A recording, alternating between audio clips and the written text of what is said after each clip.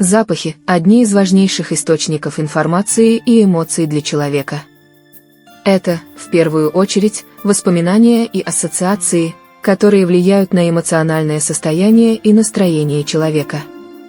Поэтому запахам всегда отводилась особенная роль в еде, туалетных принадлежностях и, конечно, парфюмерии.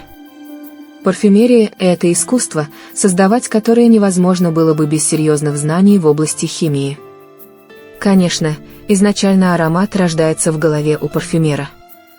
Еще до составления формулы он точно знает, каким должен быть запах, какие оттенки и мотивы в нем должны преобладать. Затем прописывается формула, по расчетам которой подбираются нужные компоненты. И после отбора нескольких образцов, возможно, изменение некоторых параметров формулы парфюмер находит тот единственный экземпляр, который в точности передаст запах, появившийся в его подсознании еще несколько месяцев назад. Для создания очередного шедевра парфюмеры задействуют самые различные и редкие компоненты. Иногда за нужный ингредиент приходится заплатить много, неприлично много денег. В этой статье мы расскажем вам о самых дорогих компонентах в парфюмерии. Ирис – это самый дорогой материал в парфюмерии. Добывают масло не из цветка ириса, а из его корня. При этом, чтобы получить масло из одного ириса, нужно потратить не менее 6,5 лет. Это время необходимо, чтобы растение давало цвет, увеличиваясь в луковице, которую после 3 лет цветения выкопают и отправят на хранение.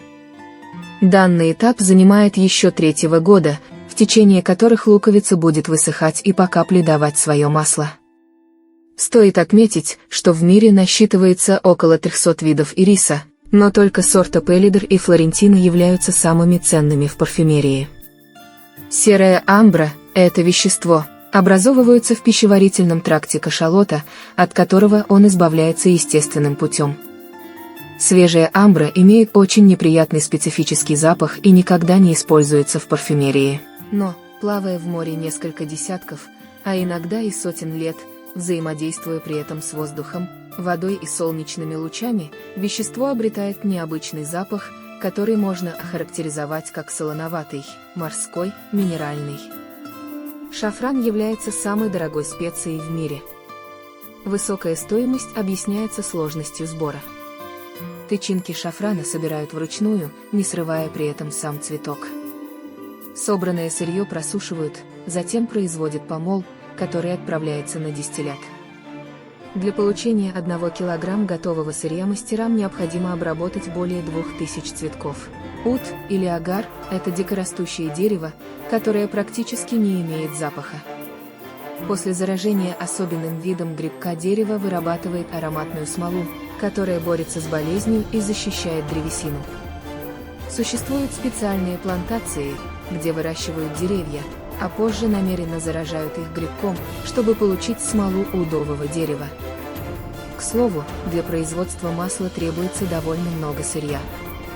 Так, из 20 килограммов древесины можно получить всего 10-12 мг масла. Ваниль давно применяется парфюмерами в композициях разного класса и направленности.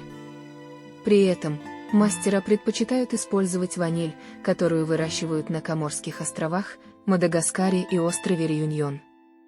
Получение абсолюта ванили – процесс довольно сложный, долгий и трудоемкий. Незрелые плоды, которые практически не имеют запаха, срывают вручную и обрабатывают горячей водой. Затем стручки отправляют на ферментацию, где они постепенно подсыхают, обретает шоколадно-бурый окрас и насыщенный сладостный аромат. Сам процесс получения абсолюта зависит от вида растения, технологии ферментации и других технических условий. Выше указана цена сырья среднего качества. Стоимость абсолюта ванили исключительного парфюмерного качества будет больше примерно в 10 раз. Натуральный мускус – это секрет апокринной железы самца оленя кабарги.